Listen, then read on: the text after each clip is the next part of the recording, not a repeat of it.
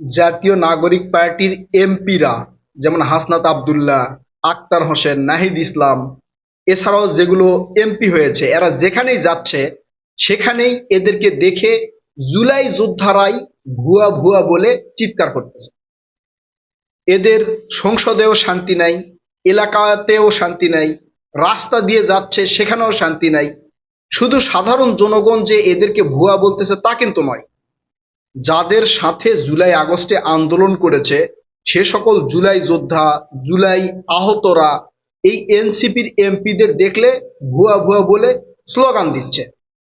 এর ব্যতিক্রম হয়নি সংসদের ভিতরেও, সংসদেও এদেরকে দেখে ভুয়া ভুয়া বলে স্লোগান দিচ্ছে। মানে জুলাই যোদ্ধাদের সাথে আসলে এনসিপির এমপি বা এনসিপির নেতাদের কি হয়েছে, আগে সংসদে কি হয়েছে সেটা আগে বলি, তারপরে আপনারা বুঝতে পারবেন যে আসলে এদের অবস্থান কোথায় গিয়ে দাঁড়িয়েছে। ভিডিওতে লাইক কমেন্ট করবেন, একই সাথে শেয়ার করে দিবেন। এনসিপি কে যারা সাপোর্ট করে বা জামাত শিবিরের যে বট বাহিনীগুলো আছে তাদের দেখার জন্য ভিডিওটা যতটুকু পারেন শেয়ার করে দিবেন। জাতীয় সংসদে প্রধানমন্ত্রী তারেক রহমান তিনি এই জুলাই আহতদের আমন্ত্রণ করেছেন।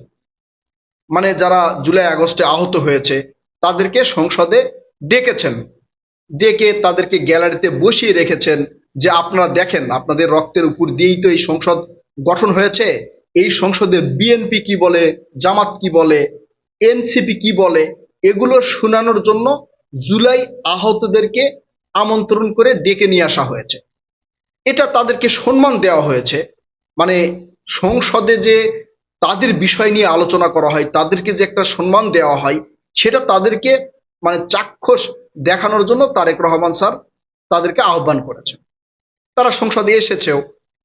আসার পরে সংসদ বিরতির সময় এই জাতীয় নাগরিক পার্টি এনসিপির এমপি হাসনাত আব্দুল্লাহ, আক্তার হোসেন, নাহিদ ইসলাম তাদের সাথে কথা বলতে গিয়েছে। কথা বলতে যখন গিয়েছে তখন তেলে বেগুনে জ্বলে উঠেছে এই জুলাই আহতরা। কেন তেলে বেগুনে জ্বলে উঠলো? এখন এনসিপির বক্তব্য, জামাতের বক্তব্য এবং বিএনপির বক্তব্য কিন্তু তারা শুনেছে। শোনার পরে বিরতির সময় এই জুলাই আহতরা তেলে বেগুনে জ্বলে উঠেছে, এক প্রকার কথা কাটাকাটি হয়েছে। আপনারা যদি সেই সংসদের ভিডিওটা দেখে থাকেন তাহলে বুঝতে পারবেন যে হাত নেড়ে নেড়ে কথা বলতেছে জুলাই আহতরা এবং এনসিপির এমপিরা। সেখানে আক্তার হোসেনকে একটু বেশি কথা বলতে দেখা গিয়েছে। এটা আড়ালে ছিল, মানে ওই সময়ও এটা প্রকাশ হয় নাই। তারপরে যখন সংসদ অধিবেশন আবারও শুরু হলো তখন এই যে আন্দালিব রহমান পার্থ স্পিকারকে উদ্দেশ্য করে বললেন যে গ্যালারিতে জুলাই আহতদের সাথে এনসিপি নেতাদের বাক বিতণ্ডা হয়েছে, মানে তর্ক বিতর্ক হয়েছে। এই কথা বলার সাথে সাথে এনসিপির নেতারা তখন ভুয়া ভুয়া বলে স্লোগান দিলেন। কেন ভুয়া ভুয়া বলে স্লোগান দিলেন? আন্দালিব রহমান পার্থ তো মিথ্যা কথা বলে নাই, তাই না? দেখেন, আন্দালিব রহমান পার্থ বললেন তার আগে ঘটনা ঘটেছে এনসিপি নেতাদের সাথে জুলাই আহতদের বাকবিতণ্ডা। সেটা পরবর্তীতে কিন্তু আবার প্রকাশ হয়েছে, আপনারা বিভিন্ন সোশ্যাল মিডিয়া বা গণমাধ্যমে কিন্তু দেখেছেন। তবে সেখানে কি নিয়ে কথা হয়েছে, কেন এই এনসিপি নেতাদেরকে ভুয়া বললেন জুলাই আহতরা? এনসিপি নেতারা বা এনসিপির যারা এমপি হয়েছে, হাসনাত আব্দুল্লাহ থেকে শুরু করে যে কয়জন, মানে যে 6জন এমপি হয়েছে, এই এমপিদের কে কখন কোথায় এই জুলাই আহতদের পাশে গিয়ে দাঁড়িয়েছে? এমপি হওয়ার পরে জুলাই যোদ্ধাদের ডেকে নিয়ে এসে একটা সমাবেশ করে তাদের কথাবার্তা শোনা বা তাদের সাথে আলাপ আলোচনা করা এনসিপির কোনো এমপিকে দেখেছেন? এমপি হওয়ার পরে জুলাই যোদ্ধাদের তাদের কার্যালয়ে নিয়ে এসে তাদের পরামর্শ নেওয়া আপনারা দেখেছেন? দেখেন নাই। অর্থাৎ এই শেখ হাসিনা পালিয়ে যাওয়ার পরে 5 আগস্টের পরে জুলাই যোদ্ধাদেরকে ব্যবহার করা হয়েছে রাজনৈতিক ক্ষেত্রে। জুলাই যোদ্ধাদের নাম ভাঙিয়ে তাদের জনপ্রিয়তাকে কাজে লাগিয়ে ক্ষমতার মসনদে বসেছে এই হচ্ছে এনসিপির নেতারা। জুলাইয়ে আহত হলো এক দল, জুলাইয়ে নিহত হলো এক দল, আবার জুলাইয়ে পুঙ্গুত্ব বরণ করলো আরেক দল।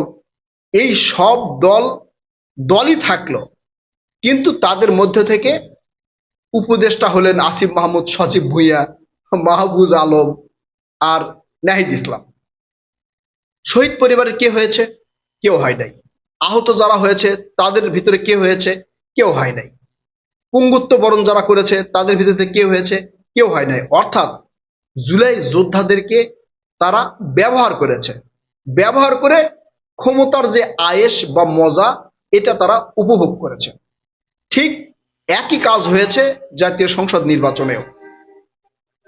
এই এনসিপির মধ্যে যারা জুলাই মানে যোদ্ধা ছিল বা এনসিপি দলের সাথে যারা যুক্ত হয়েছে, তাদের মধ্যে এই শহীদ পরিবারের কে এমপি নমিনেশন পেয়েছে?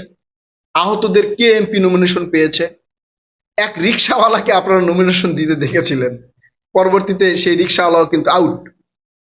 তার মানে এই জুলাইয়ের যে আন্দোলনটা হয়েছে, এই আন্দোলনটাকে ব্যবহার করে তারা এই ক্ষমতার মসনদে বসেছে বা রাজনৈতিক নেতা হয়ে উঠেছে। এই বিষয়টা বুঝতে পেরেছে জুলাই যারা আহত হয়েছে তারা, বা জুলাই যারা যুদ্ধ করেছে তারা। বিধায় এনসিপির নেতাদের বা এনসিপির এমপি মন্ত্রীদের তারা আর দেখতে পারতেছে না, তাদেরকে দেখার সাথে সাথে গাত্রদাহ শুরু হয়ে যাচ্ছে। এই জন্য এনসিপির নেতারা যেখানে যাচ্ছে সেখানেই তাদেরকে দেখলেই ভুয়া ভুয়া বলে স্লোগান দিচ্ছে জুলাই যোদ্ধারাই। কারণ জুলাই যোদ্ধারা বুঝতে পেরেছে আমাদেরকে ব্যবহার করে তারা ক্ষমতার মসনদে বসেছে।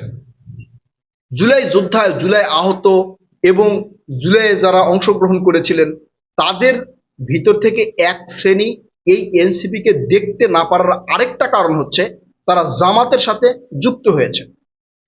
আপনারা জানেন যে এনসিপির শীর্ষ অনেক নেতা কিন্তু পদত্যাগ করেছে, নেতৃত্ব তো নাই, পদত্যাগ করেছে। এই পদত্যাগের মূল কারণ হচ্ছে তারা কেন জামাতের সাথে যুক্ত হলো। প্রয়োজনে তারা এককভাবে নির্বাচন করত, একটা দলের নিবন্ধন তো পেয়েছে, এককভাবে নির্বাচন করত।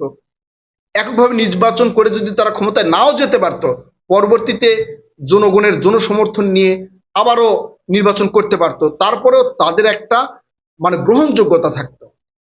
এই গ্রহণযোগ্যতা হারিয়ে ফেলার কারণে এনসিপির যেগুলো শীর্ষ নেত্রী বা নেতা ছিল তারা অনেকেই পদত্যাগ করেছে, এবং যারা ক্ষমতার লোভে কিছু আসন পাওয়ার জন্য জামাতের সাথে যুক্ত হলো তাদেরকে দেখতে পারতেছে না জুলাই যোদ্ধা এবং জুলাই আহতরা। এই জন্য সংসদ না, রাস্তাঘাট এলাকা যেখানেই যাচ্ছে এরা, সেখানে এদেরকে দেখে ভুয়া ভুয়া স্লোগান দিচ্ছে জুলাই যোদ্ধারা। সাধারণ কিছু লোকজনের তারা সিম্পেথি অর্জন করতে পেরেছে, কিন্তু জুলাই আগস্টে এদের সাথে যারা আন্দোলন করেছে তারা এদেরকে এখন আর দেখতে পারতেছে না। এখন আন্দালিব রহমান পার্থ যখন এই কথাটা বলেছে তখন তেলে বেগুনে জ্বলে উঠেছে এনসিপির নেতারা, তাদের সাথে যোগ দিয়েছে জামাতের এমপিরা, দিয়ে ভুয়া ভুয়া বলে স্লোগান দিচ্ছে। আসলে আন্দালিব রহমান পার্থ এখানে মিথ্যা বলে নাই, আপনারা প্রয়োজনে সেই ভিডিওটা দেখেন। এখন এই এনসিপির এই অবস্থা হলো কেন? এনসিপি আসলে ওই যে একজনের উপরে পাড়া দিয়ে আরেকজন উপরে উঠেছে। জুলাই যোদ্ধাদের নাম ব্যবহার করে, জুলাই যোদ্ধাদের জনপ্রিয়তাকে ব্যবহার করে তারা কয়েকজন এমপি হয়েছে, মানে রাজনৈতিক ক্যারিয়ার তারা গড়ে নিয়েছে। এই জন্য জুলাই যোদ্ধা, জুলাই আহতরা এদেরকে আর মানে সাপোর্ট করতেছে না। ভবিষ্যতে কি হবে সেটা তো বুঝতেই পারতেছেন। তারপরে যতটুকু অনুমেয় আপনারা অনুমান করবেন প্রিয় কলিজার ভাই বোনেরা, এনসিপির ভবিষ্যৎ দশাটা কি হতে পারে। আপনারা আপনাদের মূল্যবান মতামত কমেন্ট করে জানাবেন। কথা হবে নতুন কোনো ভিডিওতে, ততক্ষণ পর্যন্ত ভালো থাকবেন ইনশাআল্লাহ। আল্লাহ হাফেজ।